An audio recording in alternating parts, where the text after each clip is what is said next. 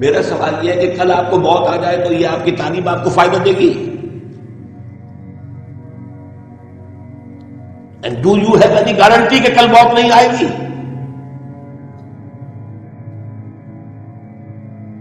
ہمیں سوچنا چاہیے ایک مسلمان کی حیثیت سے ہمارے فرائض کیا ہے.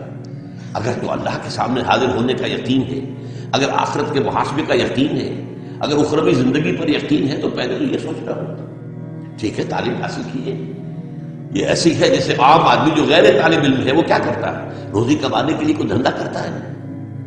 چاہے وہ بیچارہ ایک وہ جوتے جو ہے جوڑنے والا کوئی ہے، کوچی کہہ لیجیے، وہ بھی دھندا کر رہا ہے.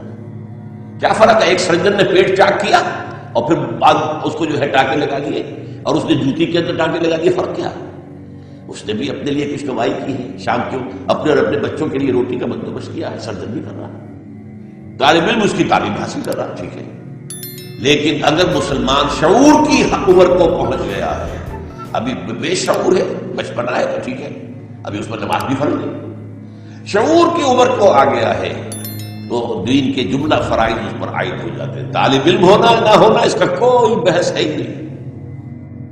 اور طالب علم تو ہمارے دین نے تو یہ کہا ہے کہ اطلبوا العلم من المهد الى اللحد، علم حاصل کرو ماں کی گود سے لے کر اور قبر تک. تو ہر مسلمان طالب علم ہے، میں بھی طالب علم ہوں، ہر شخص طالب علم ہے. تو اس طالب علم اور غیر طالب علم کے درمیان کوئی فرق نہیں ہے. اصل مسئلہ یہ ہے کہ سمجھیے کہ دینی فرائض کیا ہے. ہماری خطا کیا ہے کہ ہم نماز کو جانتے ہیں کہ فرض ہے، روزے کو جانتے ہیں فرض ہے، حج بھی جس کے پاس استطاعت ہے فرض ہے، زکوٰۃ کا جس کے پاس مال ہے فرض ہے. ہم یہ نہیں جانتے کہ اقامت دین کی جد و جہد فرض ہے. یہ بات ہے جو ہم بھول گئے. اور شیطان نے ایک چیز ہمیں بھلا کر پورے دین کو زیرو کر دیا، کیونکہ اللہ کو تو قبول نہیں.